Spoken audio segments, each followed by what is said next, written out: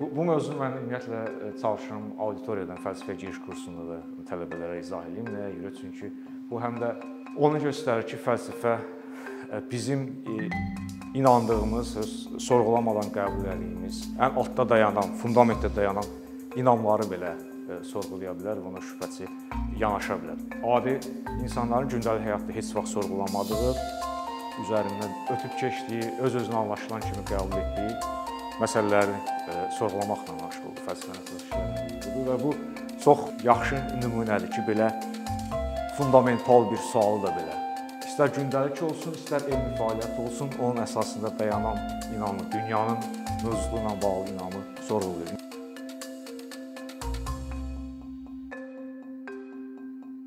Gəl baxaq görək bunun üçün nə əsas var? Yəni dünyanın mövzularına şübhə etmək üçün hansı əsas var və filosoflar nəyə görə belə skandal bir sualla çıxış edir?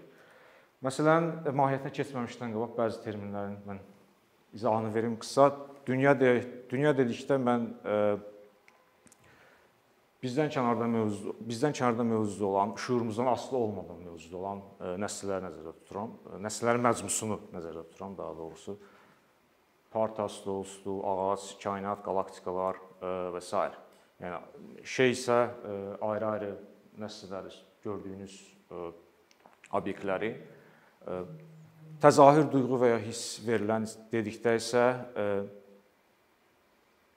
ətrafımızda olan şeylərin bizim hiss orqanlarımız vasitəsilə bizə verilməsi, təqdim edilməsi.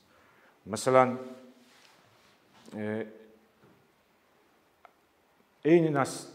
bunu sadə bu cür izah eləmək olar ki, eyni nəsnə şeylə təzahür arasındakı fərq bizə müxtəlif perspektivlərdən müxtəlif cür verilir. Məsələn, stola siz əgər burada durub baxırsınızsa, qarşınızda olan stula, onda onun verilməsi məhz bu cürdür. Yəni, bunu təsvir edə bilməyəcəm, bu birinci şəxs nöqteyi nəzərdən olan bir şeydir, hamı sadəcə görə bilər. Amma biraz yaxına gəlsəm, bu böyümüş olacaqdır. Biraz bu tərəfə keçsəm, formasını dəyişmiş olacaq. Və yaxud başqa bir dənə sadə misal, siz hansısa kvadrat nəsnəyə baxsanız, onu düzbucaqlı nəsnəyə götürək, stolun özünü götürək. Düzbucaqlı nəsnəyə baxsanız, o sizə heç vaxt düzbucaqlı kimi verilmir. Yəni, əslində, perspektivdən baxırsınız, həmişə o müəyyən. Məsələn, mən bura stola baxıram, müəyyən trapesiya formasında, trapesiya da oxşamır, yəni, verilir. Və yenə də perspektivi dəyişsəm, yenə də fərqli cür verilir. Yəni, eyni şey bizə müxtəlif perspektivlərdən müxtəlif cür təzahür olunur, verilir və təzahürlərdən yan qaçmaq da mümkün deyil. Yəni, biz birbaşa şeyin özündən kontaktda ola bilmirik. Həmişə təzahürlər vasitəsindən kontaktdayıq. Təzahür, şeylər, ətrafımızdakı şeylər, əgər onlar həqiqətən olduğu kimidirlərsə və mövcuddurlarsa, zəruri olaraq təzahürlər vasitəsindən bizə verilir. Təzahürləri təşkil edən duyğularımızdır bizim. Görmədən misal çəkiriksə əgər, məsələn, mən o qapını qəhvəyi rəngdə görürəm, amma məhz bu cür onun mənə verilməsi, məsələn, yaxına getsəm onun müxtəlif işığın müxtəlif sayrışmasını hiss edəcəm.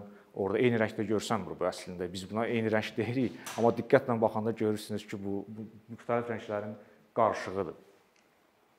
Və o qarışıq bizə duyğular birlikdə bizim şeyin təzahürünü təşkil edir. Yəni, baxın, diqqətlə üstünə baxsanız görərsiniz ki, onun üzərində müxtəlif girinti, çıxıntı və s. var. Bu cür görsənir. Yəni, təsvir eləmək yenə deyirəm, biraz çətin gəlir. Mühüm məsələ odur ki, şeylə təzahürü bir-birindən fərqləndirmək lazımdır. Yəni, şeyin özü təzahüründən fərqlidir. İnam dedikdə isə tək dini inanclar burada nəzərdə tutulmur. Əslində, ağac mövcuddur, ağac yaşıldır. Mən indi mühazirə deyirəm, və sair bu kimi çox zaman dilə gətirmədiyimiz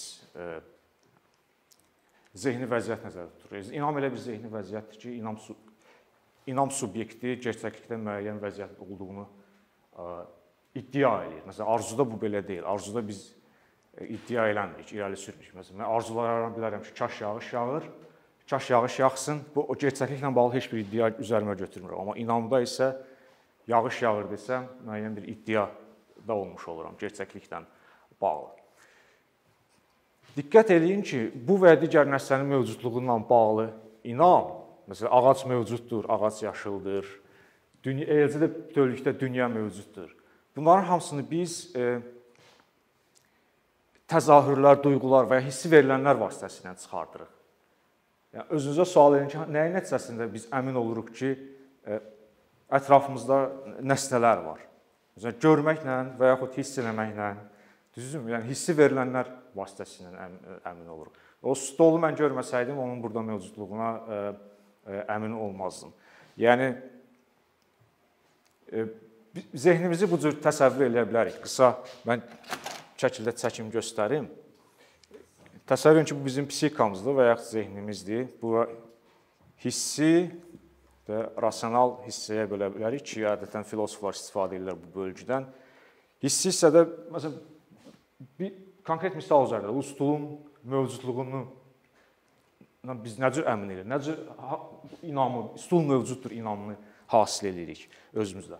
Hansısa T1 perspektivindən bizə stul verilən zaman, yəni bax, buna əslində ad qoymaq olmur. Sadəcə birinci şəxs nöqteyi nəzərində bunu yaşamaq lazımdır. Mən baxıram stula, müəyyən perspektivdən o mənə verilir, hansısa təzahür deyək, T1 təzahürü. Yenə deyirəm, bu eyni nəslə bu tərəfə keçsəm dəyişəcəkdir, o T1 olmayacaq, artıq T2 olacaq. Çünki o eyni cür verilmir axı, böyüyə bilər, kiçiyə bilər və yaxud o işıqları keçirsəz fərqli rəng görsənəcək, təmiz fərqli şəkildə. Hansısa bir T1 və yaxud T-in perspektivlərinin məcmusu var. Stol mənim məkanda yerindən asılı olaraq və yaxud işıqlanmadan və s. asılı olaraq dəyişə bilər, müxtəlif şey. Və ondan mən bu rasional hissəyə belə bir inam hasil edirəm ki, stol mövcuddur. Stol S mövcuddur. Eyni zamanda stol boz rəngdədir, stolun 4 dənə ayağı var və s. Yəni, bizim inamlarımız, hər bir insan subyekt qeyri-müəyyən sayda inama malikdir. Əslində, bunu saymaq mümkün də deyil. İnamlarımız təzahürlərimiz əsasında, təzahürlərimizdən çıxarılır bir növ. İndi problem burada ondan ibarətdir ki, fəlsəfi problem. Bizim inam üçün, dünyanın və ayrı-ayrı şeylərin mövcudluğu üçün fundament kimi qəbul elədiyimiz hissi verilənlər və yaxud təzahürlər özləri əsaslandırılmamışdır. Qəti deyil, yəni bizi tez-tez yanıldır. Çoxlu sayda buna misal var. Siz özünüz də bilirsiniz bunları, yəni eşitmiş olarsınız. Məsələn, halüsinasiyalar. Halüsinasiya bilirsiniz də, yəni o psixik xəstəlikdir, o daha çox şizofreniklərdə olur. Qulağına səs gəlir və yaxud gözünə nəsə görsənir. Heç nə yoxdur ortada, yəni gözünə nəsə görsənir. Yəni halüsinasiyada hissi verilən var, nəsə yaşayır subyekt. Subyekt özü öz perspektivindən, birinci şəxs nöqteyi nəzərdən nəsə yaşayır. Amma ortada heç bir obyekt yoxdur ki, ona səbəb olsun, o yaşantılara səbəb olsun. Adi görmə halında biz belə elm də onu deyir, bir çox psixologiya da onu deyir ki, mən ona görə o stolu görürəm ki, şüalar oradan düşür onun üzərinə və əks olunur mənim gözümdə müəyyən proses gedir, sonra arxa tərəfdə beyində iş gedir və s. Uzun bir prosesin nəticəsində mən görürəm. Amma halüsinasiya halında heç nə yoxdur, bu proses baş verir. Yəni, başqa sözlə, hissi verilənlər olduqca qeyri-dəqiq, əmin olmaq olmur onlar, o yanıldıcıdır. İllüziyalar var çoxlu, hallyusinasiyalardan əlavə. Tez-tez baş verir. Mənə elə gəlir illüziyalar adi insanlarda da baş verir. Yəni bunun üçün elə xəstəliyə filana malik olmağa ehtiyac yoxdur. Məsələn, yəqin ki, hamınız uzun yol getmişsiniz maşını yayda. Görürsünüz, asfaltdan isti nəsə qalxır, adama elə gəlir ki, sudur. Karvanla uzaq dövrə sərayət eləyənlər elə bilirlər ki, səhrada su tapdılar, vay, amma gedirlər heç nə yox.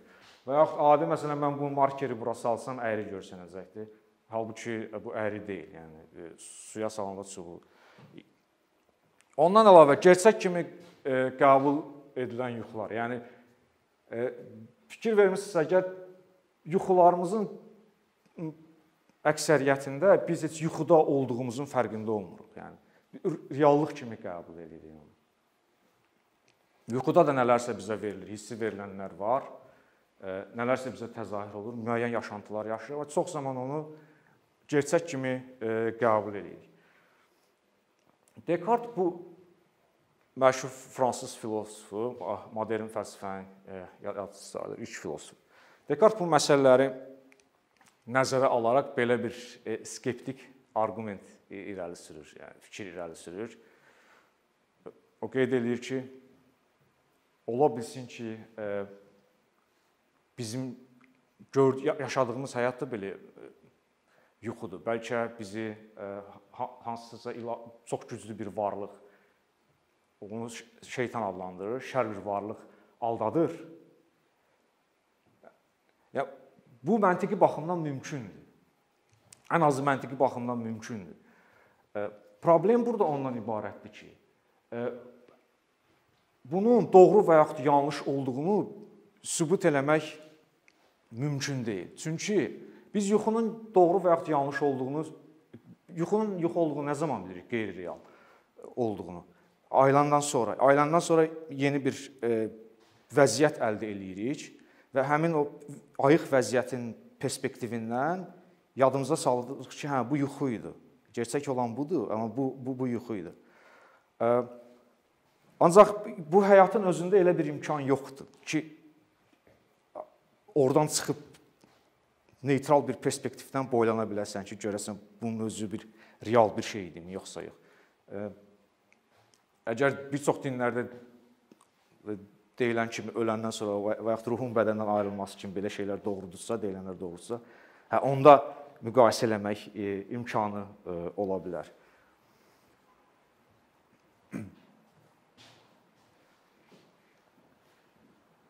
Bununla bağlı müasir Descartes-in, deməli, Descartes-in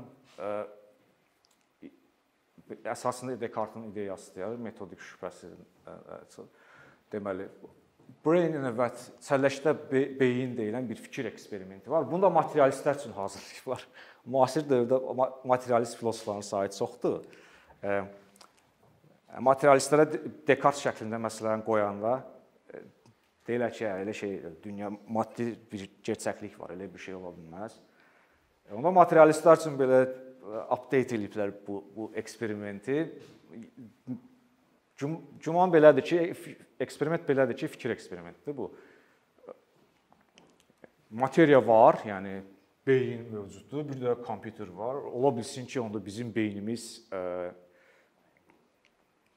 qoşulubdur kompüterə və inkişaf eləmiş bir kompüterdir və onu bizim yaşantılarımızı, gördüklərimiz hamısını o stimulyasiya eləyir. Əslində bunun işarətləri görünməkdədir. Siz fikir verirsiniz, 3D, 4D aparatlar çıxıbdır. Yəni o virtual dünya yaradır da bir növ. Müəyyən yaşantılar, illüziyalar yaradır subyektin özündə. Bunun inkişaf eləmiş forması ola bilər. Prinsipcə fikir eksperimentidir bu. Təbii ki, yəni iddia olunur ki, belə bir şey var. İddia bundan ibarətdir ki, əgər biz səlləşdə beyin olsaq da belə, onu sübut eləyə bilməyəcəyik. Biz beləyik, yoxsa yox. Çünki bizim imkanımız yoxdur yenə də. Baxaq, neysə neytral perspektiv olsun, ondan boylanaq, baxaq ki, həqiqətən belədir, yoxsa yox. Bunun əsasına yer gəlmişkən Matrix filmi çəkiblər. Yəqin ki, eşidibsiniz. Siz bu film bu fəlsəfi ideyaların əsasında çəkilibdir. O Descartes-dan gələn sonra. Orada mən çoxdan baxmışdım, məzmunla yadımda qalmayıbdı, amma bilirəm ki, orada kompüterə qoşurlar. Və orada onlar nəyəsə mübarizəsini aparır və sonra əməlli başlı reallıq yaşayırlar. Yəni skeptik arqumentin dünya mövcudluğuna skeptik yanaşmanın əsasında o dayanır ki, bizim dünya haqqında və yaxud ayrı-ayrı şeylər haqqında inamlarımız hissi verilənlər əsasında formalaşır. Hissi verilənlər dəyər. Və bunun özü də bizə qəti bilik vermir. Qəti bilik vermir. Arqument şəklində bunu yaxşı yazıbdır Lyons. Heç bir şey bizə təzahürlərdən kənar birbaşa olaraq verilmir. Yəni, gördüyünüz hər bir şey, məsələn, mən indi durmuşam lövhəni müəyyən perspektivdən görürüm. Perspektivdən, təzahürlərdən qaça bilmirəm. Fərqi yoxdur, yəni, istəyirəm lap yaxına gəlim, istəyirəm onu toxunum, bunun özü də müəyyən bir hissi veriləndir. Bir növ hissi verilənlər torundayıq, ondan kənara çıxmaq imkanımız yoxdur. Hər şey bizə təzahürlərdən kənar birbaşa, heç bir şey bizə təzahürlərdən kənar birbaşa olaraq verilmir. Təzahürlərin gerçəkliyə uyğun olmasını düşünmək üçün yaxşı əsas olmadan onların bizdə formalaşdırdığı inamların da əsası yoxdur. Təzahürlərin gerçəkliyə uyğun olmasını düşünmək üçün yaxşı əsas yoxdur. Nəyə görə yoxdur? Ona görə ki, onlar bizi bir neçə dəfə olub yanıldıb, qəti bizə bilik vermir. Onların ümumiyyətlə biz doğru və yaxud yanlış olduğunu verifikasiya edə bilmirik, kənara çıxa bilmirik gözümüzdən ki, neytral perspektivdən baxaq görək, həqiqətən gerçəkliyə uyğundurmu, yoxsa deyilmi? Nəticə də budur ki, deməli onların bizə formalaşdığı inamlarında əsası yoxdur. Yəni, inam da hansıdır? Yəni, dünya mövcudluğundan bağlı, ayrı-ayrı şeylərin mövcudluğundan bağlı və yaxud stolun bozancı olması, mövcud olması və s. Bu tip inamlar. Yəni, o inamlar bizə hissi verilənlər əsasında o inamların əsasında hissi verilənlər dayandığına görə onun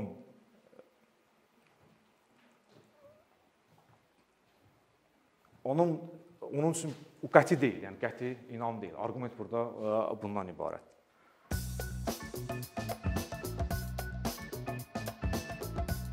Bir neçə ildir ki, əkinçi olaraq Azərbaycanlı izləyicilərin hər zaman faydalana biləcəyi, keyfiyyətli və ən əsas ödənişsiz kontent hazırlamağa çalışırıq. İndiyədək təqdim etdiyimiz onlarla animasiya və yüzlərlə çəkilişlər tələbələrin, mütəxəssislərin, müəllimlərin və ümumiyyətlə yeni mövzulardan xəbərdar olmaq istəyən çox sayda insanın marağına səbəb olub.